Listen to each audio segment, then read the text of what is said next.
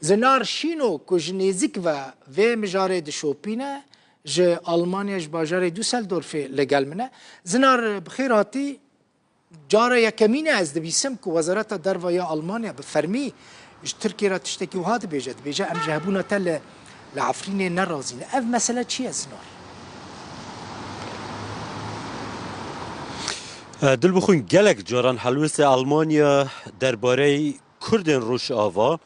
درباره سیاست ترکیه لروش آوای کردستانه و این ولات دنجی لهمبری سردست کردان روحم بوینه لیگلک جاران نگهشتنا رایا گشتی کیم جاران رایا گشتی دزانه کل پشدرین گرتی د جوینان دا این که گلک جاران تنانت تلفون جی ناچنه دنافوان هول و جوران دا هلوست آلمانیا به وی آوایی بویا و افراستی دیاره جی یک شوان جی اوه اکو وزارت در جی گوارا درشپیگل آلمانی را گوتیه هلوست ما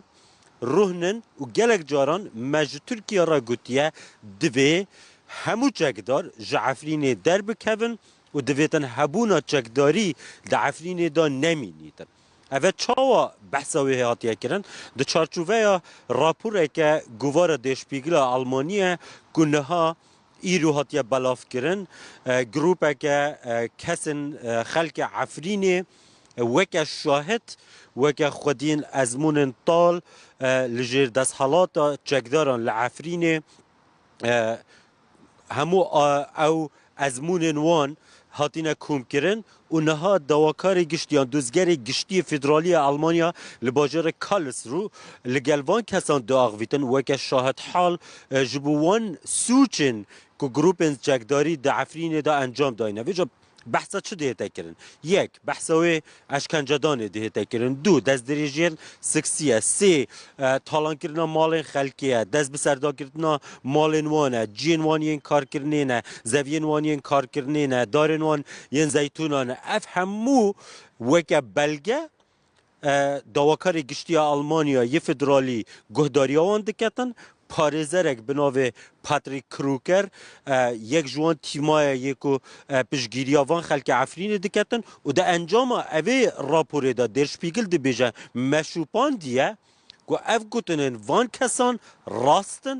û hinek kes jî weke çalakvan nerînin wan hatine wergirtin. Yek ji wan ew e ku dibêje دستهالات حکومت فدرالی آلمانیا نها کیمه بکاره باندور العفرینه بکش بکو اف گروپین چکدار در بکوین لی وزارت در و آلمانیا گوتیه مراست و روان جو ترکیه را گوتیه که دویتن اف گروپین چکدار به هبون و العفرینه نمینیتن و در کوین شوی داره دل بخوید اف مجارك قالكي جرينج زنار هر حالته هنا بشوبينن بكن دوسيا بشک